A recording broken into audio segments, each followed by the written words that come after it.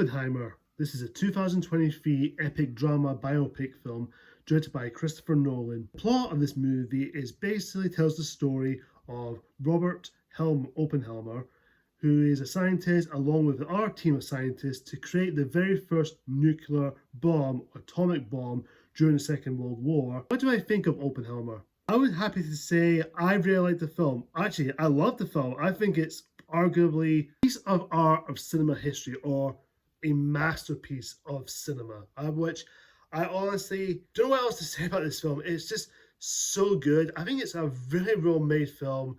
I can see this winning tons of Oscars right now. I can totally see it. Christopher Nolan movies, I've been a big fan of Christopher Nolan. I have seen most of his stuff. I haven't seen every single one of them, but I have seen the most of them that I've seen. Dark Knight trilogy, arguably the best trilogy and the best superhero films of all time. Best superhero trilogy besides Captain America trilogy.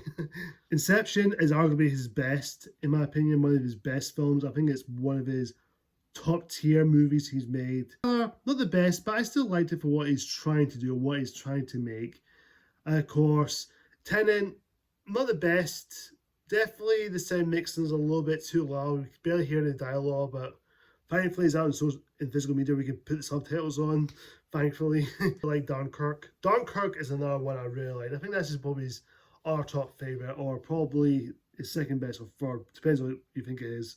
I haven't seen other ones like Prestige. I've yet to watch that. I've yet to see Memento or Insomnia, and I haven't seen the other one called The Following, which I will get to watch at some point, and I will review the Christopher Nolan movies, especially the Dark Knight trilogy, which I will talk about in the future. Don't you worry, I will mention that. Oppenheimer, I would say I was pleased with what I've seen.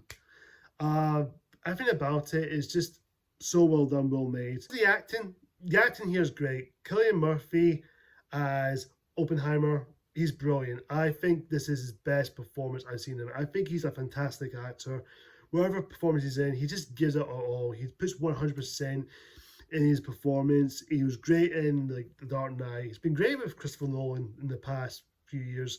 And of course, he has done Quiet Place Part 2 with Emily Blunt, which Emily Blunt's also in this movie as Oppenheimer's wife, which I can't remember the character's name, but she was great. And of course, we do have Robert Downey Jr., which, as much as I love his Iron Man, but this performance, I have not seen him in quite a while. This is probably his best performance, and the line delivery he gives and the way he gives out is just absolutely incredible. Of course, we do have Matt Damon, the guy who played Han Solo in that Han Solo movie. Rami Malek's in it, and Florence Pugh.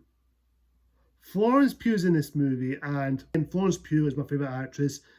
I'll watch her whatever she's in. I would watch her anywhere. I'll just give me Florence Pugh. Even if the movie is not good, her performance can save it, and she is no different here. Her performance is just amazing. Of course, we do have a scene with her and Cillian Murphy, and let me just say, the scene where they both get it on, let's just say that, and this is how I react in the theater. Little Ross likes it, but Big Ross likes it. Sorry, I can't get over that. Sorry for being a pervert, but that needs to be addressed. In terms of cinematography, the cinematography here is absolutely stellar. It's beautiful. The shots, the wide open shots, the scenery, the imagery is beautiful to look at. Especially it goes to Robert Downey Jr.'s character when he's doing these interviews or talking to Oppenheimer. It goes to black and white, which is quite unique and quite different. Of course, it goes back to color, black and white. It does that quite often, but it doesn't really irritate me. I kind of get what Nolan's trying to go for. It does make me appreciate the ratio aspect, which I quite liked. I thought that was really well handled. Music score by Louis Garrison, I believe that's her name, Louis Garrison, or the one who did Black Panther score, but I thought that was really good.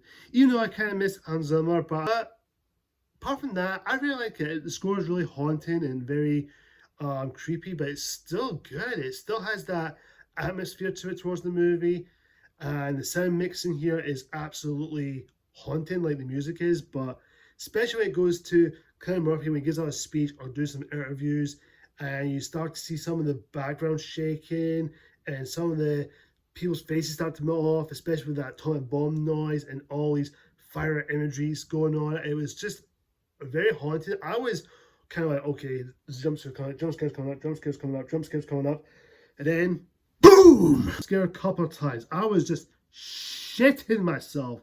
Let's just say that I was shitting myself in the bad way, in the good ways. I shit myself good ways, but nonetheless, I can't say anything about that. In terms of the atomic bomb explosions, the fire imagery is just very beautiful to look at. Again, haunting. That's the only words I can describe it is. In terms of the overall arching story, it is very well done. It is a biopic. It's the very first biopic that Nolan did, I believe he did. It's done well. If it's done well for the second part, this is the best exception how you do a biopic. Can be good like Rocket Man. Bohemian Rhapsody I actually quite like despite its issues, but I still like the film overall. The other ones, not so much, depends what you're talking about. This one, I thought this one's the best one out of the bunch. I would say this is my favourite biopic. I really liked it. It was very well handled and it's very well respected of the film history. Even if some of it are true and some are just Hollywood nonsense, but I haven't read anything about Oppenheimer or him himself or anything about the atomic bomb. I think it's a well-made film and I think it serves a purpose, and I think it did well for what it's trying to achieve. About this film, I can't say anything else about it. It's what it is. It's one of the best films I think I've seen this year, out there with Spider-Man Across the Spider-Verse.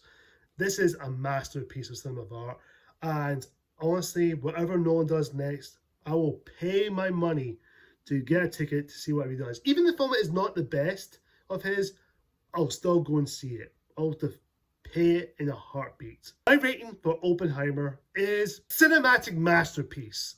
This is a cinematic masterpiece and probably the best film I think I've seen this year. It's over to you guys. Have you seen it? Do you like it? Do you love it? Or do you think it's all right? Or do you think you hate it? Whatever the case is, comment down below and tell me what you think. Of course, guys, stay tuned. I will be planning to see Barbie, which I know this film came out the same day as Oppenheimer, and it's the whole Barbenheimer. I think it's called Barbenheimer. Whatever name that is, but it's kind of stupid, but I keep saying that too. I'm definitely going to see it with my wife. I'm hoping that's a good time as well. Of course, I will do other movie reviews, and despite the writer strike is going on, and I do feel bad for all the writers and the actor strike and everything that's going on in Hollywood, I support that. I want to support those guys because they deserve equal pay fairly and not treating like garbage or shits.